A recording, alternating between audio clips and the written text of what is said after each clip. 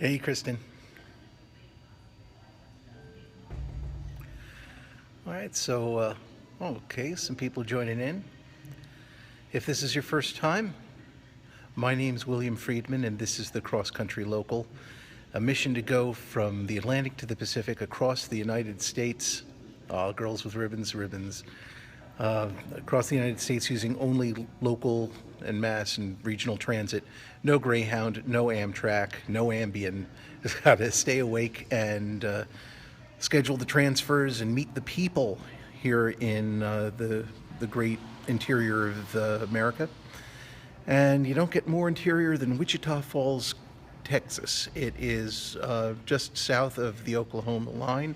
There's a wide patch in the road called Burke Burnett, and then the next settlement is the small city of Wichita Falls, which is not to be confused with Wichita, Kansas, a whole different Wichita here.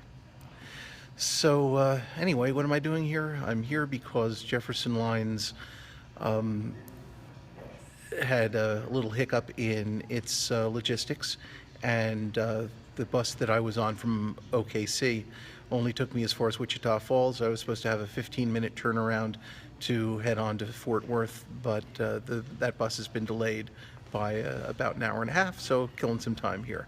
And rather than scoping from yet another bus, going down yet another plane to yet another city, figured take a little break and scope from here in the train station in Wichita Falls.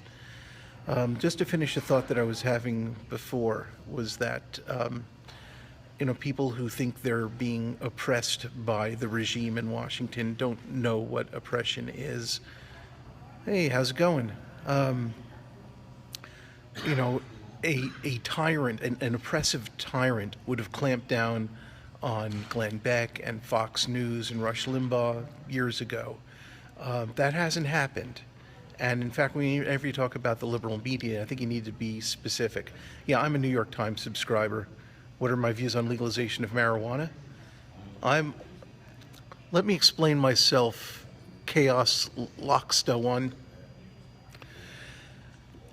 As soon as it is legalized in New York State, I will be out with my pup tent and my lawn chair in front of the tobacco store, so that I can be the first one in zip code 11552 to buy an eighth of weed legally. Okay, I don't hate Russia. My family is from Russia. My family is from the former Soviet Union, Privyet.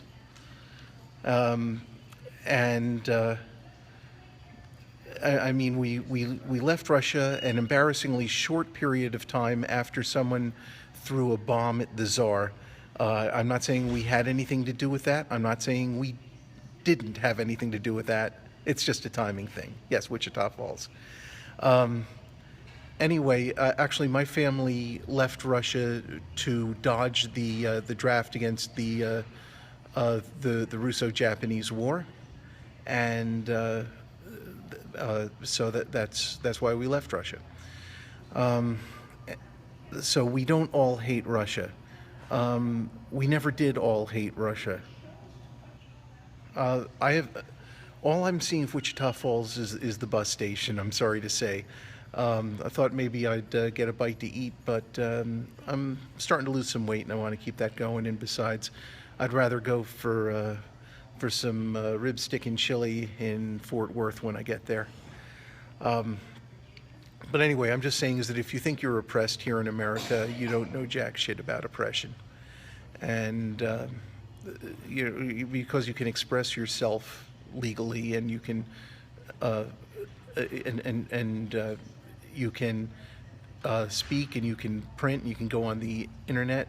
I'm just passing through, and you can broadcast, and you can actually own the largest cable channel in the country dedicated to your political opinion, which is contrary to the political opinion that holds sway in Washington, heading eventually to San Francisco. You don't have a case. You cannot state that you're being oppressed by a tyrant. It's ridiculous. You get over yourself, just understand that you're in a political minority, and either work to sway people's opinions so that you're in the majority, or else listen to what the majority has to say. But you don't get to blow up federal buildings because you think you're oppressed by a tyrant. That's when. What do I think of Paris? I love Paris. I spent 2 months in Paris and met one actual rude French person. Everything else was great. I stayed in Neuilly-sur-Seine at what was, I don't know if it's still the courtyard by Marriott there, but it was the nicest courtyard by Marriott I ever saw. I understand it had originally been a Club Med, but I mean, even the food in the lobby restaurant was awesome. Best hotel experience I ever had was in Paris. My company, basically my client, saw fit to bring me last minute into Paris during Fashion Week. The only hotel to be had was at the Marriott Champs-Élysées. And I show up, and they were still using francs back then. They told me that the room for the night would be 3,600 francs. Well, how much is that in dollars? They said, it is, 600 U.S. American dollars, you Yankee pig dog. And now they weren't really that dismissive, but I made a little joke saying, any hotel room that costs $600 a night had better come with companionship. And the woman at the front desk chuckled, feigning amusement, and sent me up to my room. So I spent about 10 minutes looking around this room, and the only word I could muster was wow. Wow, wow. Look at the artwork. Wow. Go out on the balcony overlooking the Eiffel Tower and the Arc de Triomphe. Wow. So I get back on the phone and said, hello, this is Friedman in suite 203 and 303. Yes, there was a spiral staircase in the middle of this hotel room. And I said, what I said earlier about no room being worth $600 a night? I was wrong. I admit it. Please forgive me for saying anything else. This room is worth $600 a night. So I can say that because I was spending somebody else's money, but that was a hell of a hotel. No, Paris is a great city.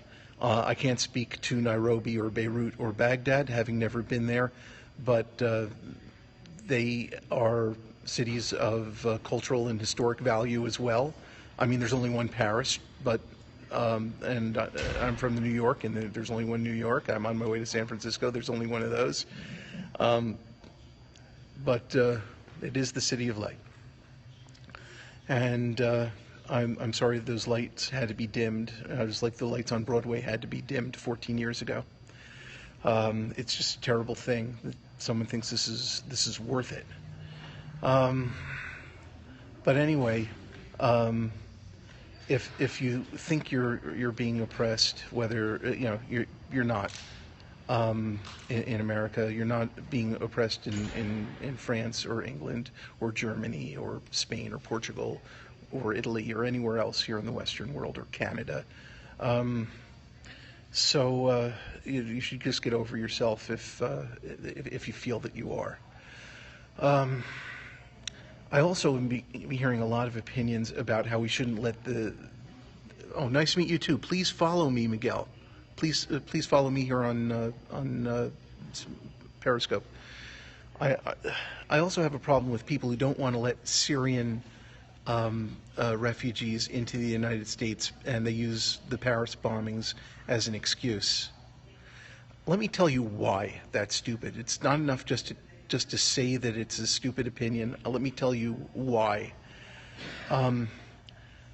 I once met a man who was a German Jew, and on September 1st, 1939, he found himself on the Allied side of the line because his family had sent him to spend the summer with relatives in England, kind of knowing what was going to happen. They didn't know the date, they didn't know exactly what was going to happen when, but when war was declared, They made sure that their son was in the United Kingdom, because they knew what was going to happen. He was a Jewish German. Didn't even consider himself a German Jew. He considered himself a German who happened to be Jewish. And when war was declared, he found himself considered an enemy of the British Empire because he was German. His passport said German, and no one really cared about the internal politics of Germany, where the Jews were being scapegoated and the Jews had no say in the Third Reich. They just knew that he was a German citizen, and so they threw him in a prisoner of war camp with the rest of the Germans that they rounded up. And so, I mean, it was patently ridiculous that you lumped the German Jews in with the German Christians when the refugee crisis occurred. So let's not do that now. Understand that the people streaming out of Syria are fleeing the kind of terror that we're decrying. They are coming to us because the people that we hate are running their country now. So why does their presence make you feel less than safe? I just don't understand. Because they speak the same language and nominally have the same religion. I just don't get your argument if you think that that's a reason to kick someone out of your country or to not let them in the first place. If they're fleeing the people that you want to fight, that you're so eager to fight, then they're your allies, and you should and you should welcome them. You shouldn't marginalize them because you're suspicious. All right, so there's all that. Anyway, what happens after Dallas-Fort Worth? There is a really excellent, as far as I can tell, at least from my dealings with them, a really easy to deal with transit system in Palo Pinto County, which is 2 counties to the west of Fort Worth, and they're sending a ride for me tomorrow afternoon that's going to take me all the way to a wide spot in the road called Gordon, Texas, and that's where I'm going to be spending tomorrow night at a place called the Longhorn Inn, and then in the morning, somehow I am going to get to Abilene. Sometime Thursday, I'm going to get to Abilene. I'm going to wake up Friday morning in Abilene. How that's going to happen, that is entirely dependent on how reasonable the people at the Rural Transit District are willing to be. It's called CARR, C-A-R-R, for City and Rural Rides, and it's the transportation district for Central Texas. It covers a lot of ground. Yes, I am on Facebook. Please like the public page for Cross Country Local on Facebook. So anyway, CARR is like other regional transit districts that I've encountered in Pennsylvania and Ohio and Illinois and Indiana and Kansas. We'll leave Missouri alone for a moment. And they understand that they have to take a regional approach, these other transit agencies. If they don't have the brief to take you from one end of their coverage area to another, they will take you from county line to county line, drop you off, and make arrangements for the next county to pick you up and drop you off at the next county line. CARR doesn't seem capable of doing this. I've called them at least 4 times, and I've had to go up to the director of operations, and she's calling me back in the morning, and we'll see if she can get this straightened out. But if they can make it happen, then they'll be able to take me from the Longhorn Inn, hand me off once or twice, and get me to Abilene. Alternately, they can. I'm going to try to get to Ranger College in Ranger, Texas, but that's going to be a 20-mile hike from the Longhorn Inn. So what I'm hoping is going to happen is that, and I called the Dean of Students' office there, and offered to give my PowerPoint lecture on the cross-country local. And if they're agreeable, then they'll pick me up the Longhorn and take me into Ranger, and from there I can take car through Eastman County to Abilene. So that's where we're at. I see I've bored everyone to tears, so I'm going to sign off. Again, this is William Friedman for the Cross Country Local, and you can follow me on Facebook on the public Cross Country Local page. You can also follow me here on Periscope and invite your friends to follow me on Periscope. And you can follow me on Instagram and Twitter, #XCLocal, that's X-Ray Charlie Local, for Cross Country Local. So unless something interesting happens at Fort Worth, which I say is a 50-50 bet, I'm signing off for the day, and see you along the route.